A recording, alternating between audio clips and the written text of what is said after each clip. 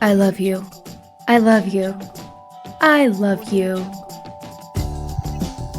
Now, those are some statements we get to hear every now and then.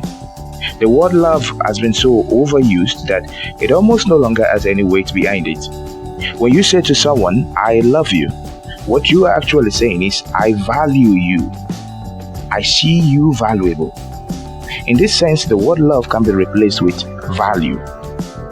In other words, when you say, I love you, you are saying, I place a measure of worth on you.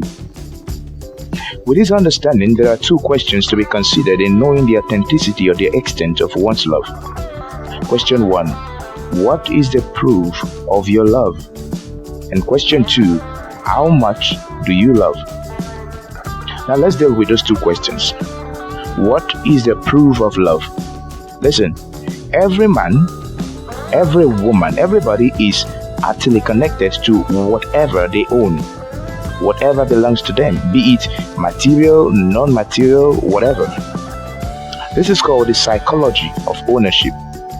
Everyone is connected to whatever they own. And you can see this in babies. When you give them a thing and they get attracted, they get connected, it becomes theirs. You don't try to retrieve it from them. No, you don't. You make an attempt to collect it, then you've just beaten the wardrobe. Be prepared for war. They would cry you down. Now, for everything you own, the value you have for them differs. The value you place on a car should most likely be more than the value you place on a pen, except it's some expensive executive pen. However, even an ordinary pen still has some value. Someone asked for a pen in a banking hall. You gave them and you waited for them to be done. And when they are done, they handed it over to you and you put it back in your pocket. It's your pen. You are connected to it. You have some value for it. Now, if I see something I deem valuable that I want, what do? I give out something in my possession I judge to be of less value for this one that I want.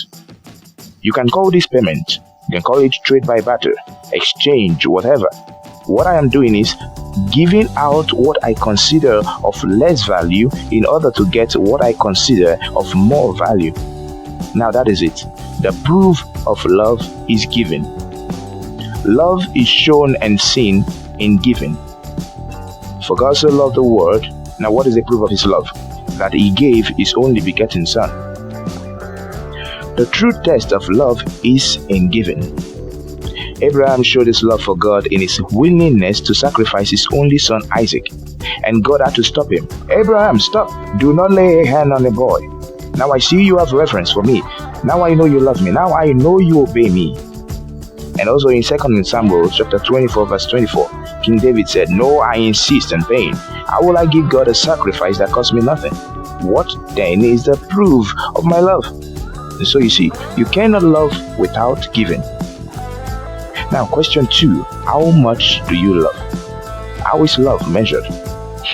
Going back to John 3:16, the Bible says, for God so loved the world that he gave his only begotten son, his one and only son, his only begotten son, Jesus Christ, for our salvation. Now think about that for a moment. As a father or a mother, would you give your only child in exchange for anything else in this world?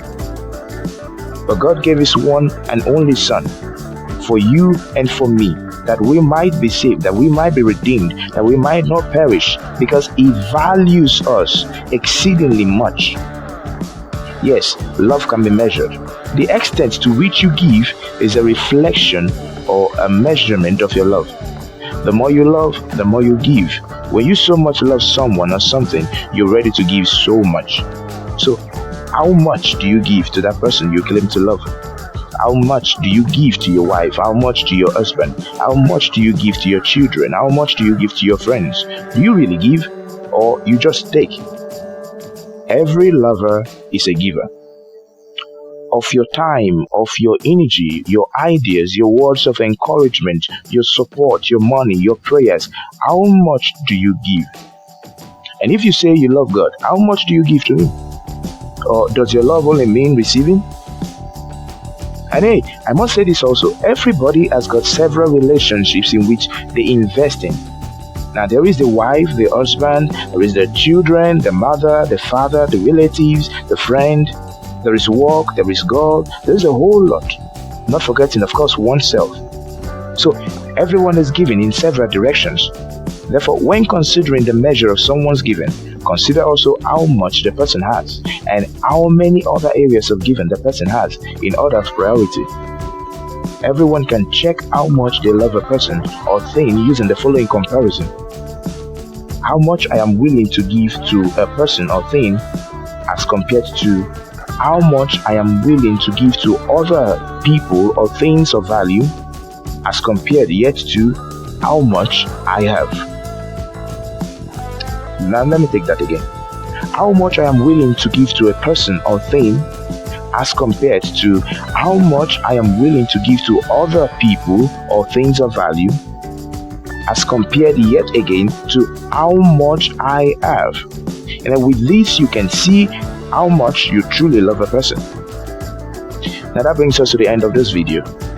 Bye for now.